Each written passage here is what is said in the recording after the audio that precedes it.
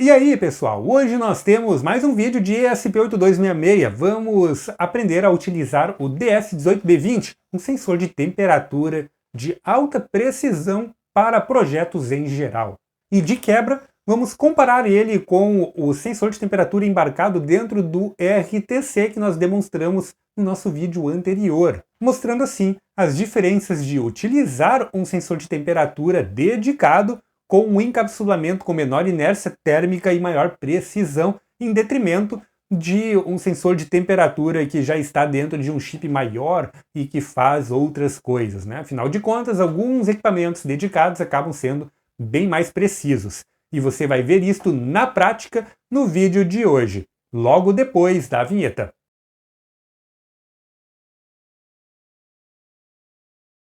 Ok, eu já estou aqui com a IDE Arduino aberta e eu vou utilizar a mesma biblioteca já demonstrada lá nos nossos vídeos de Arduino para o DS18B20, que é a biblioteca Dallas. Mais detalhes, acho interessante você dar uma olhadinha lá naquele vídeo, onde explicamos melhor sobre o DS18B20, comunicação e também a biblioteca que nós vamos utilizar no vídeo de hoje. Algo que é muito importante e até interessante, vamos dizer assim. Essa biblioteca ela é totalmente compatível com o ESP8266, porém você tem que cuidar alguns detalhes bem importantes. O primeiro deles é que você precisa atualizar a biblioteca OneWire, caso não esteja atualizada. E como é que eu sei se a biblioteca está ou não atualizada? Você vai aqui em Sketch, incluir biblioteca, gerenciar bibliotecas. Após abrir, você vai procurar por OneWire. Aí aqui, no resultado filtrado, localize a biblioteca com o nome OneWire mesmo, né? E esta biblioteca, a versão que vocês vão instalar, precisa ter o nome aqui, ó, do Paul Stoffregen. Esse cara aqui, ele fez uma atualização da OneWire, adicionando as rotinas necessárias para que funcione com o ESP8266. Antigamente era um fork, mas aí eles juntaram tudo isso dentro da biblioteca OneWire padrão, ok? Então é importante vocês verificarem se estão na última versão, que é a 2.3.6, pois se estiverem em qualquer outra versão aqui, correm o risco de não ter o suporte ao ESP8266. Outra forma de saber se está atualizado ou não é verificar se o botãozinho atualizar aparece aqui para você. Se o botão aparecer, clique nele para atualizar a biblioteca. Verifique também se você tem a biblioteca Dallas Temperature. Aqui está ela, né? E podemos ver que tem uma atualização. Ó, clicando sobre ela, aparece aqui a opção atualização. Vou até atualizar ela. Muito provavelmente não vai dar nenhum problema, deve funcionar certinho. Tenho utilizado essa biblioteca já há bastante tempo e toda vez que eu atualizei ela nunca deu problema. Então aí está, né? Pode atualizar também as suas bibliotecas ou mesmo fazer rollback para outras versões a partir do próprio gerenciador de bibliotecas da IDE Arduino. Ok, feito isso, abra o exemplo, né? Vamos aqui em Arquivo, Exemplos, localizar aqui a Dallas Temperature. Aqui, Dallas Temperature, e pegue a versão Single, que é a que eu estou utilizando aqui. Ok, primeira coisa que nós vamos alterar é o OneWire Bus. Você deve trocar o pino. Mas qual pino que você vai colocar? Bom, aqui nós temos já algumas questões bem importantes em relação ao ESP, tanto para o 32 quanto o 8266. Você tem um conjunto de pinos que eles são reservados para funções múltiplas dentro do microcontrolador. E alguns destes pinos são os pinos do SPI, MOSE, CS0, MISO e CLK. Esses 4 pinos aqui, eles também são utilizados como barramento padrão para acesso à memória flash do microcontrolador. Então, se vocês colocarem aqui alguma outra função diferente, né, alguma outra função, por exemplo, para outro tipo de comunicação, como é o caso do OneWire, pode dar problema com o seu firmware, né? Pode ficar aí em loop, travando e coisas do tipo. Então aconselho a não utilizar estes caras aqui para outras coisas que não seja comunicação SPI ou algumas questões mais pontuais, tá? Pode dar bug aí. Quando eu coloquei este cara aqui, o DS18B20, para funcionar Em qualquer um desses 4, o microcontrolador não inicializou. Então eu estou utilizando o pino I/O9, que é o SD2, está bem aqui. Como vocês podem ver, inclusive, esse pino aqui é liberado para ser PWM, enquanto esses outros pinos, né, os pinos MOSE, CS0, MIS e SLK, não podem ser PWM, justamente porque eles são utilizados para comunicação com a memória flash do microcontrolador. Então coloquei aqui o I/O9, alterei aqui no nosso código, vou também alterar a velocidade para 115 e 200 aqui na porta serial, prefiro esta velocidade. O restante não vou alterar absolutamente nada. Vamos enviar então o nosso sketch para o microcontrolador e ver se funciona certinho a leitura com o nosso DS18B20. Enquanto ele compila, vem aqui comigo dar uma olhadinha na montagem do DS18B20, que ela é bem simples. O primeiro pino, que está aqui à esquerda, ele vai a GND. O pino do meio é o pino de sinal e temos um resistor de 4.7K polarizando ele a VCC. E finalmente o terceiro pino, ele vai a VCC. No caso aqui é 3.3 volts, o DS18B20 suporta nível CMOS. Como podem ver também do pino do meio, pino número 2, sai esse condutor verde que vai lá no nosso I/O9, que é o pino SD2 aqui na plaquinha Node MCU. Terminou então de enviar todo o código, vou dar um Ctrl Shift M e um Reset. Podemos ver que ele já havia iniciado, né? Estava tudo certinho. Temos a temperatura então do ambiente em 22 graus. Está captando bem legal aqui a temperatura. Vamos fazer um teste e utilizar o soprador térmico também para ver, né, como ele vai se comportar. Soprador ligado, vamos posicioná-lo aqui. E já podemos ver, ó, a temperatura subindo, né? Vou tirar um pouco da reta, temperatura caindo.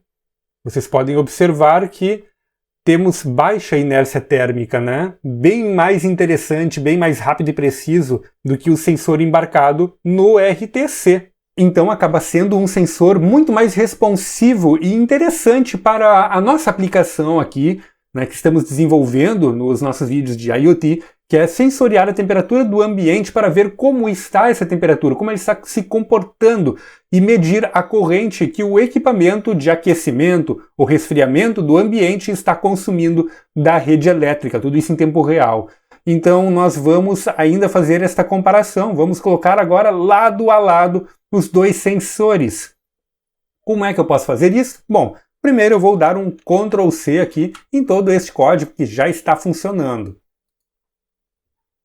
Agora eu já tenho aqui, ó, o código fonte do nosso vídeo anterior, que faz com que o RTC funcione, né, que lê o RTC e também lê a temperatura do RTC. Lá na pasta onde está o projeto, eu vou criar um arquivo novo. Vamos lá, vamos criar um arquivo de documento de texto. Vou dar o nome dele de ds18b20.ino. Vamos fechar isso aqui e abrir de novo. Agora nós temos mais uma aba aqui. Vou colar todo o código-fonte aqui e vamos começar a organizar. Vou recortar estas includes e botar aqui no arquivo principal. Também posso levar todas essas declarações, né, lá para o arquivo principal. Este setup aqui, bom, ele não precisa estar aqui, né? Eu não preciso ter isso daqui separado. Então eu posso fazer o seguinte, ó, eu vou copiar o que interessa, né, que é a parte de inicialização do nosso sensor, e levar para lá também. E aí este setup não precisa mais existir. Vou levar para o setup principal aqui do nosso sistema. Vou colocar bem no comecinho.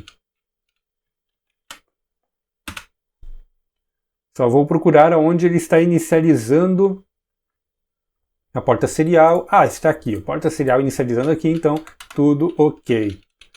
Só vou fazer ele inicializar o RTC depois de inicializar o sensor de temperatura.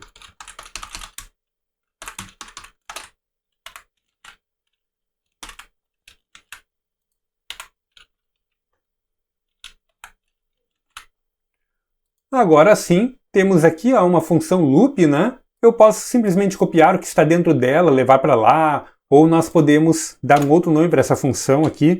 Vamos pegar get temperature.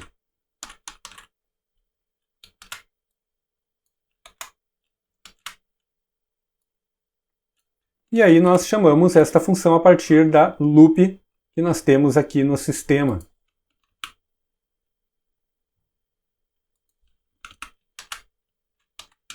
Vou botar aqui no final.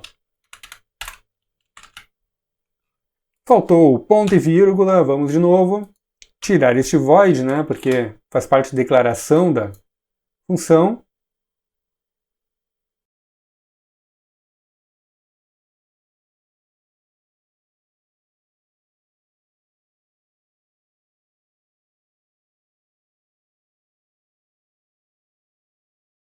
Agora sim, Ctrl Shift M, já deve estar inicializado, e aí temos então as temperaturas sendo lidas. Um sensor está lendo 23.5 e outro 22.44. Eu confio muito mais na temperatura lida pelo DS18B20. Agora vamos ver o que acontece se eu abrir a minha janela. Vou abrir a janela aqui. Lá na rua está uma temperatura bem mais baixa do que aqui dentro, eu estou com o aquecedor ligado. E vamos ver então ela caindo, a temperatura caindo ao mesmo tempo nos dois sensores.